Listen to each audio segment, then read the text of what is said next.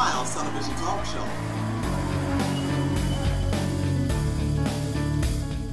When you come back.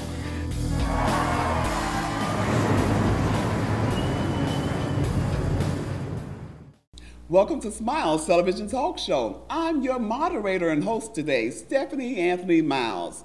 I'm just so delighted that we're bringing you the Circle of Thought.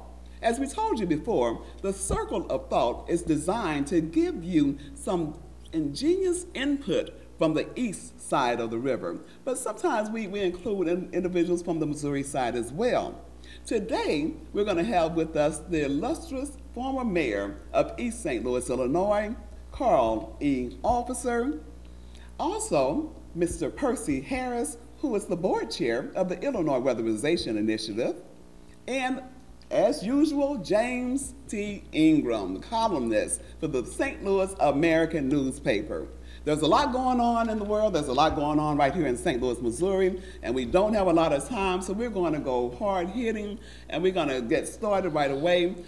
First, I want to thank you, Mayor Officer, for coming to Smiles, and I'll tell everybody, I used to work for Mayor Officer when he was mayor. Work with me, not for me. Okay, I worked with him, as he's saying today, in East St. Louis, Illinois, and one thing I really enjoyed in working with you is that it appeared that you really put your heart in what you were doing, and of all the people, I think you believed in what you were doing. So thank you for coming to Smiles. Thank you for inviting me. Appreciate it. And Percy Harris. Thank you. Board chair for the Illinois Weatherization. Yeah, happy holidays, everybody. Percy's been with us before, and he's back again. And James Ingram. And don't forget, at the end of the broadcast, James is going to give us a Rams wrap-up. Let's get started. Let's get started. You know, there's a lot going on today. We're looking at all of the riots and the marches and the protests and, you know, the awful death of Mike Brown and Eric Garner, Tamir Rice. Those are just a handful of people that we know have been murdered by, or killed, shot, however you want to look at it, by police officers. But as we were talking before we got started, a lot of people are simply looking at the fact that that happened.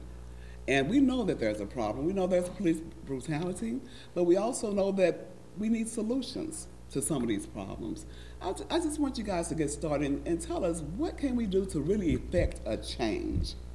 Well, let me just speak very frankly. I don't think that you can change a racist. And I don't believe that when I hear people talk about the police did this, the police did that, what world do they live in? I've been black 62 years. And I understand, if I get stopped by the police, I'm not arguing with the police about a damn thing, okay? He's got a gun, he's got a badge, I'm dead if I argue. I may have a chance to argue in court, okay? Every black man I know, and I know these two well, they are not gonna kiss nobody's butt, but they're gonna try to survive tomorrow, okay? I've listened to these young people talk about, we're gonna do this, you're not gonna do a doggone thing. These boys are not as tough as they were in the 60s. They're nowhere near where Huey Newton and them cats, A-Trap Brown. These are some punks. At the end of the day, all this hollering, hooting, pants running down by your butt, no job, talking about complaining. There's better opportunities for young black men today than there were in the 50s and the 60s. But young brothers made it back then and they made it now. What I hear now today is excuses. What I think that black men have to do is quit kowtowing to the stereotype. White folks want us to complain, talk about what we ain't getting. When do we expect white folks to give us something? The only thing they gave us was a free ride from Africa over here, and we've been getting messed over ever since. You cannot ride to freedom in Pharaoh's chariot. That ain't gonna happen. So all this stuff about what we ought to get, you get what you earn. You know, you brought up an important point when you were talking about how if you were stopped by the police, you're going to simply submit to authority. And pretty much that's how you sum it up. No, it's common sense. I'd rather go home at the end of the day. I'd rather go to jail than to go to the morgue. And what Carl's talking about is simply survival tactics. Yes, you're going to be courteous. You're going to say yes, officer, no, officer. You're going to put your hands in plain view. If it's nighttime, you're going to hit the dome light so that they can see and say, you know, they thought you were reaching for a weapon, so they had to shoot you 25 times. Now, this issue of whether things are going to change, I concur with Carl. And nothing's going to change. And the police and the judicial system, the grand jury process, is not influenced or dissuaded from doing what they do by the activism that we see in the streets. We had a case where, if you're trying to just debate the whole thing, you could say that, oh, well, maybe Mike Brown was reaching for the officer's gun, so we don't know what happened in that squad car on that fatal day, and he had to shoot him over 12 times, shoot at him 12 times. Now, you didn't have a video camera to record that. Okay, we go to Staten Island, New York. We got the whole thing captured on video. Right. So this eliminates this thing about, well, if you had video footage of it, they'd come up with a different decision. They came back with the same decision, and they had it captured on video. So well, you know, only one change in that. In New York, the medical examiner, and I follow where you're coming, the medical examiner said it was a homicide. No question. But even in that, where we fail to realize, none of the four of us are lawyers. At the end of the day, one lawyer with a briefcase can steal more than 100 brothers with a machine gun. That's right. Okay? And what happened is that the medical examiner in New York said it was a homicide, and the grand jury still said what? No indictment. Okay? We have to understand the system is rigged against what we are talking about. Right. So you have to learn to operate this in a whole completely different manner. And I agree with the protest. I agree with the picketing. I do not agree with the looting. Right. I don't agree with well, I have a question. Mr. Percy Harris, I have a question. Now, how tall are you, Percy? I'm 6'3½". Do you give your weight? No. Okay, well, He's 375. Well, we can see that. Embarrassed folks. I'm a big guy. You're a big guy. He got a measuring tape. I'm You got a measuring tape. And you're a dark-skinned brother. Yeah. Okay, so you're on the streets, and I understand submitting to authority, and I understand doing that. However, do you feel that you would be profiled? Yes, I have been. You have been. Yeah. Have you really? Quite a few times. Okay, and how did you? In St. Louis County. And how did you respond In to that? Chicago, What did you do? Tell us what happened. Basically, the officer pulled me over, had the lights on. I pulled over, just like he said. I put my hands on the steering wheel and sit there. He walked up to the car, put the flashlight in the car. What the hell are you doing here, nigga? I say, sir, I'm trying to go home. Well, you need to get your ass out of here and go home. Yes, sir. Now, he could have been maybe 25. At the time, I was in my 40s. Okay? But like both of them said, when you grow up in this country as a black man, you're taught survival from birth. I was taught survival by my grandmother, my mother, and my uncle. They taught me how to survive. Because the one thing they taught me is that you have to understand, you're going to be a minority in this country till the day you die. There is no change. You're not going to run anything. You're going to have to be subservient at times, but sometimes you got to swallow your pride and live to fight another day. You know, being a minority, and we didn't say we were going to touch on this next issue. However, we're talking about police officers who may abuse their authority, and today a lot of people are saying that blacks are being targeted, and that's what's happening. What about black-on-black crime? And is it wrong for us to bring that into play? No, first of all, that's a misnomer. If you look at the statistical data on that, the majority of whites who are going to be murdered are going to be murdered at the hands of a white person, just as the majority of blacks who are murdered are going to be murdered at the hand of a black person. But we don't hear the term white-on-white crime. So it's crime, it's murder, it's all wrong, and this is the perception that's painted in the media that we're animals and they aren't. If a white guy murders a guy, it's justified in some way. And, animals, they're killing each other. This is where I'm headed. So the crime issue, and so I would submit to you that it's more than just black and white and black, or even white on white. I would suggest it's a sin issue. A lot of people don't even want to hit that. I mean, let's just be real about it. With the level of media that we have access to, I grew up in East St. Louis in the 60s and the 50s. We didn't have color TV. We had 3 TV channels. So the access to information was either the local journal newspaper or nothing. Then we had the Crusader. We started feeling empowered now. We get to read about us. But it became, just like the Monitor is today, the obituaries for us, because there was no other way to find out. So we have to keep the eye on the prize, is that we have media against us. We fought to be on TV, but when we got on TV, what did they make us look like? Buffoons. Let me take it one step further. I listen to my 14-year-old daughter who has an iPhone 6 and everything else, and laptops, and name it. And she tells me all these statistics. What I fail to realize is my daughter was listening to statistics given to her by journalists instead of doing hardcore research. I educated more journalists as mayor than the University of Columbia. Okay, they're journalism school. I've taught them more than they could ever learn messing around drinking beer down in Columbia. The hard reality: more people got killed. More people got killed in the city of St. Louis in the 50s than did in the 90s or the 2000s. The death records, and I know them backwards and forwards because I'm an embalmer and a funeral director. And I went back and I looked from 1950 to 1959, there were more homicides in the city of St. Louis than there were in the last decade. But what happens is this: you know who those persons were? They were Italians, they were Armenians, they were Greeks, okay? Those were people who didn't look like us. But they were killing each other like 90 going to 100. So it goes back to a solution. It goes back to more than a solution. No, it goes back to a part of this part. You're right.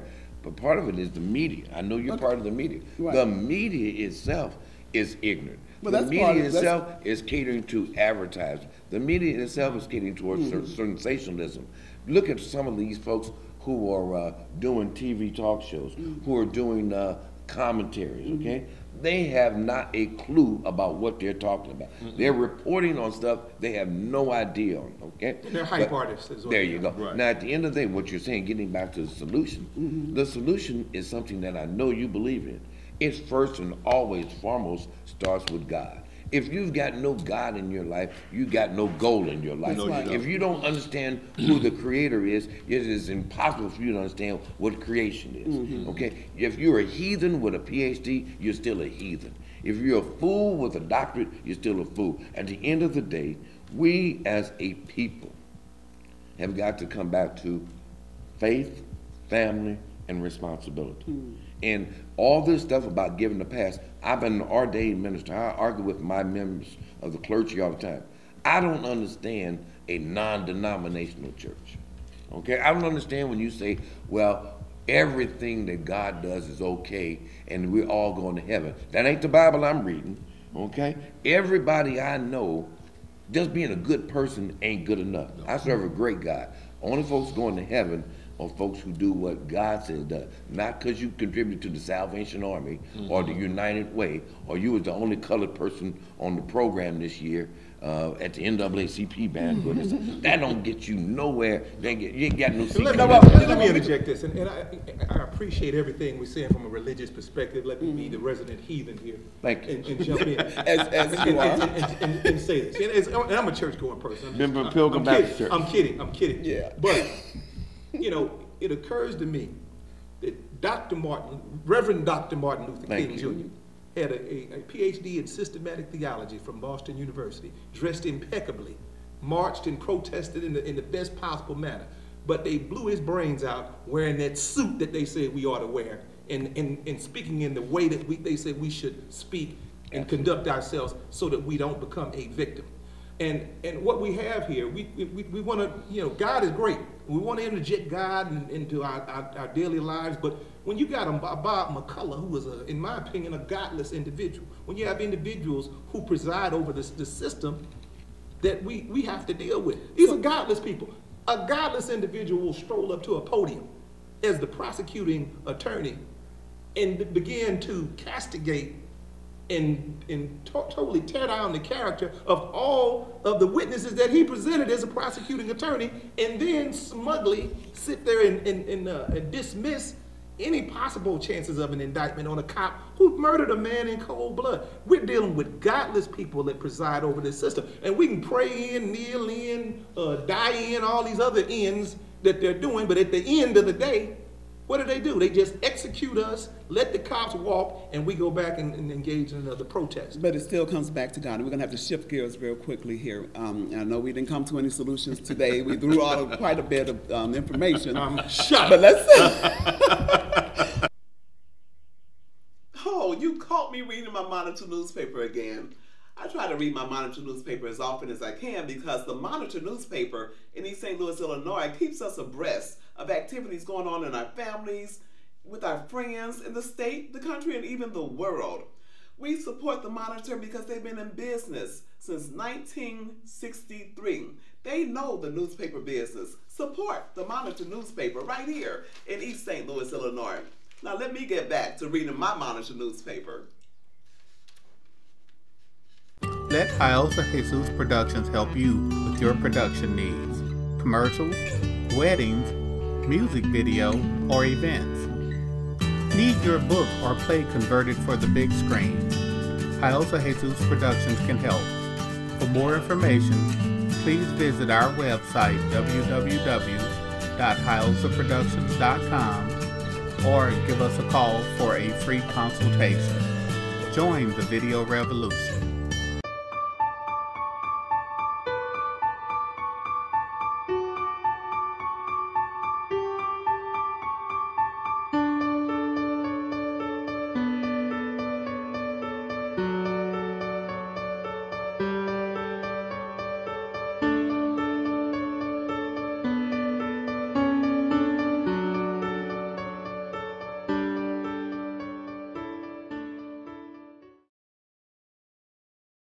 He made my point because it was still nonviolent. That's true. That's true. Let's just give Percy Harris on the east side. We have an election coming up. Oh, yeah. And we have our illustrious Mayor Parks, who's running against Emil Jackson, who's currently a councilwoman in the city of East St. Louis, Illinois. And I understand that there is another individual, Hoffman, running.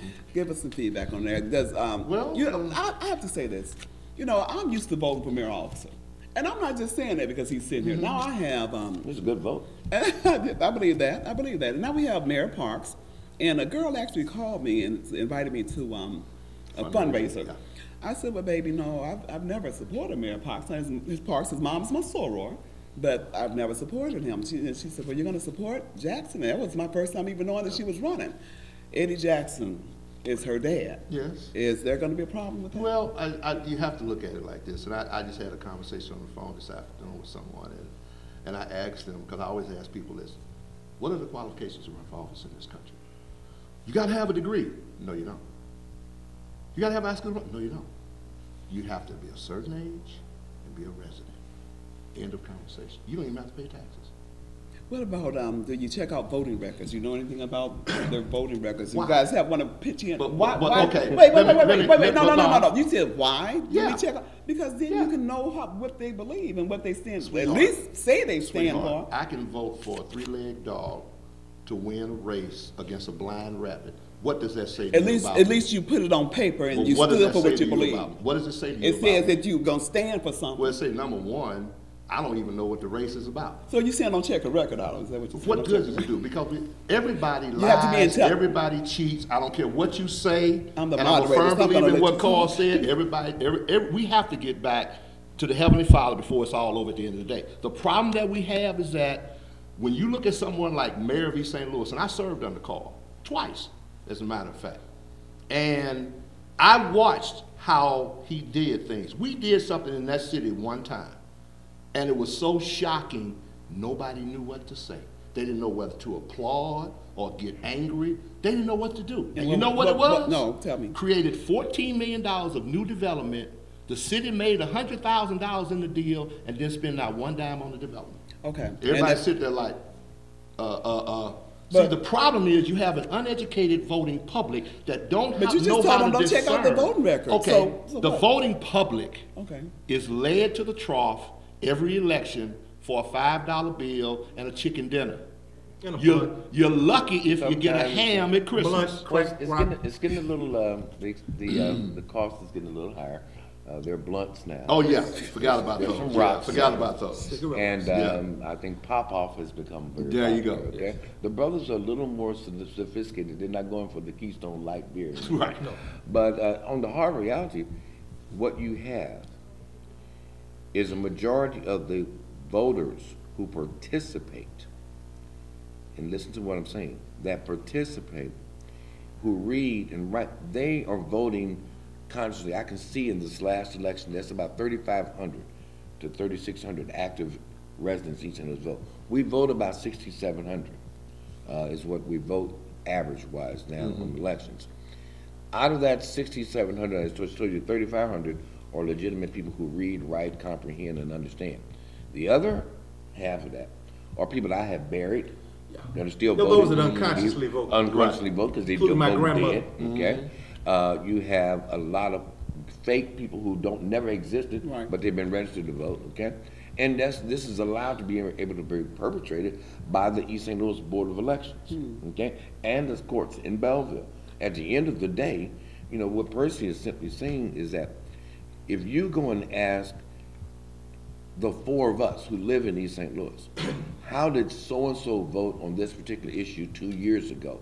I would venture to say, unless we go to the city clerk's office and look and see how that person voted, I know from which I speak, the majority of the council persons don't have a clue on what they're voting on when they vote on this stuff. You'd have to read in order to be able to know what you're voting on. You have to But they at can least read. functionally I was literate. gonna say, now, Reading the James, type you've been really vocal on the East St. Louis politics. So what's your And take this on is this? the other issue. This is the other piece of this here.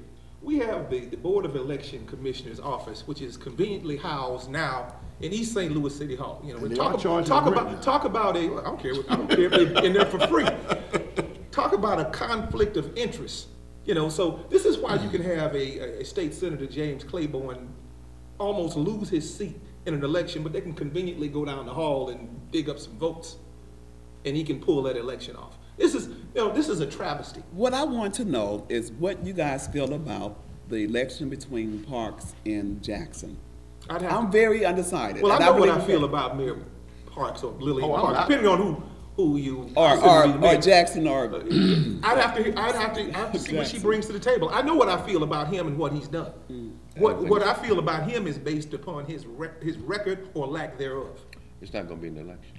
You know, so He's not going to stay. He's not going to survive the ballot. I thought they. He's not going to not- survive the ballot. Okay. so are you saying that they're going to? He's I not know gonna that survive the ballot. they had some challenges Right. to his. He's not going to survive the ballot. Well, very good. That's The law in Illinois says you have to have X amount of signatures. okay. His team already admitted they did not have the amount Okay. of legal signatures. So basically, the decision that just came down in that the Board of Elections allowed him to remain on the ballot, and he dropped his contestation of No. Mika Jackson. No. The Board of Election Commissioners said all of them could stay. Right.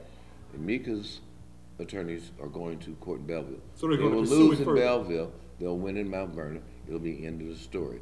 But at the end of the day, he will probably run a write-in as a campaign. write-in candidate. But I don't believe he'll legally be allowed to run his write-in campaign. Let me kind of shift gears just a little bit on that one situation. Well, and let me preface by saying this.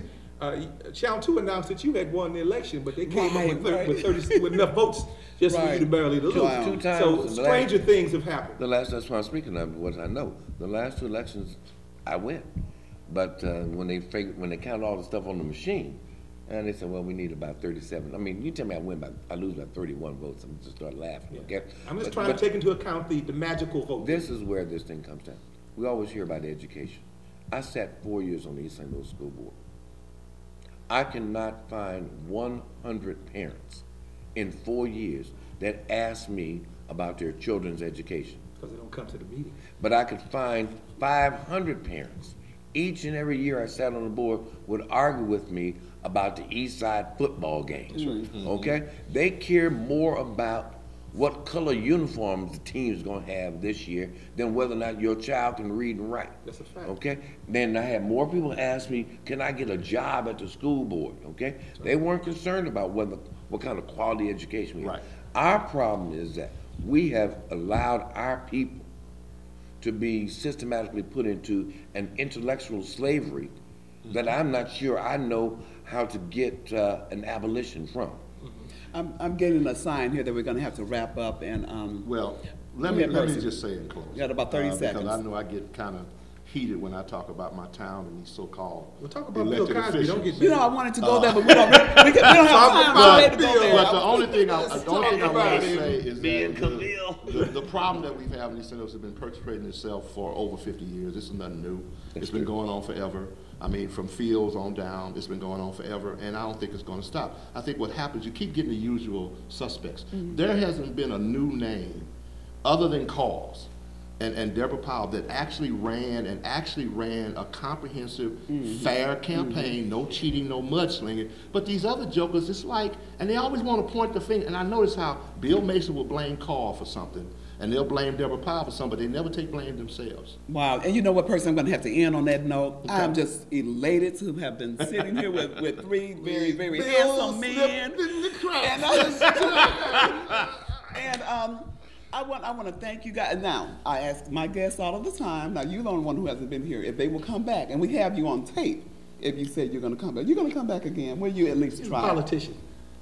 He'll be back. He'll be back. Don't worry about it. I will make every expendable effort. Okay. Spoken like a true. Oh, he'll be back. Well, I want to thank you. Well, we got to talk about Bill anyway. That will still be going on because they're coming out of the cracks every day. But I want to thank Carl Officer, who's also owner of Officer Funeral Home in East St. Louis, Illinois.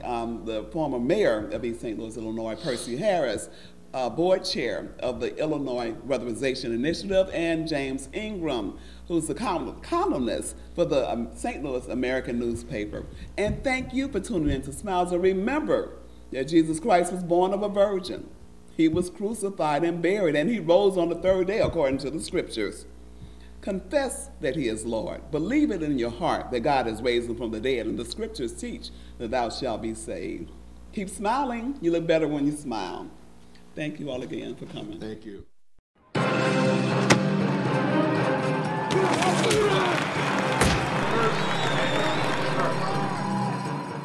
You're tuned in to Smile Television Talk Show, and I'm talking with James Ingram, and we're going to do a Rams wrap-up. At least James is going to do a Rams wrap-up. How are you today, James? Good. Got my hands up.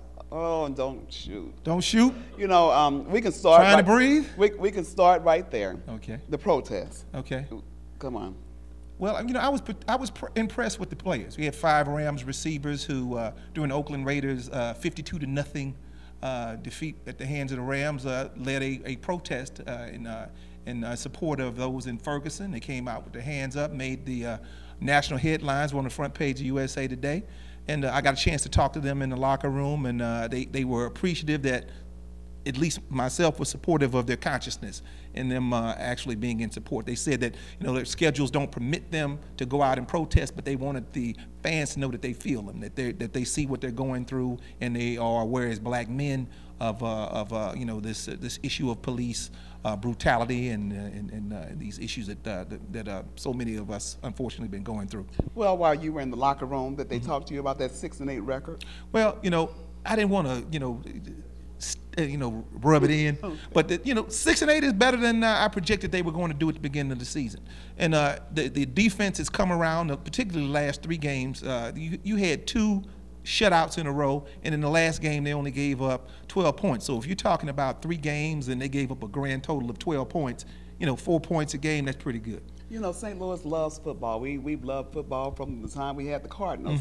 But now it looks like some things are in the air about the Rams maybe leaving. What do you think about that? Well, they'll be here next season because as the clock starts to tick down, it is virtually impossible for a team at this juncture to set up shop in another city by the 2015 season. What I anticipate happening is there is a January, I believe, 28th deadline for the Rams ownership to file for a year-to-year lease or to go with for a year-to-year lease. I think that's what's going to happen. You'll see them do that going forward.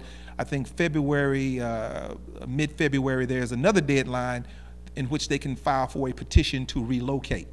And that, you know, so we'll see how that plays out. But you know, long term, who knows? Who knows? What about Bradford? Sam Bradford, his destiny. I don't see Sam Bradford coming back with the same contract that he currently has. I see them probably talking him into taking a renegotiated contract at a little less money and possibly going after quarterback. He's just been too injury prone, and I think he's going to unfortunately probably end up being a good backup quarterback because he just can't stay healthy. He has all of the tools, but the tools don't do you any good if you can't stay on the field.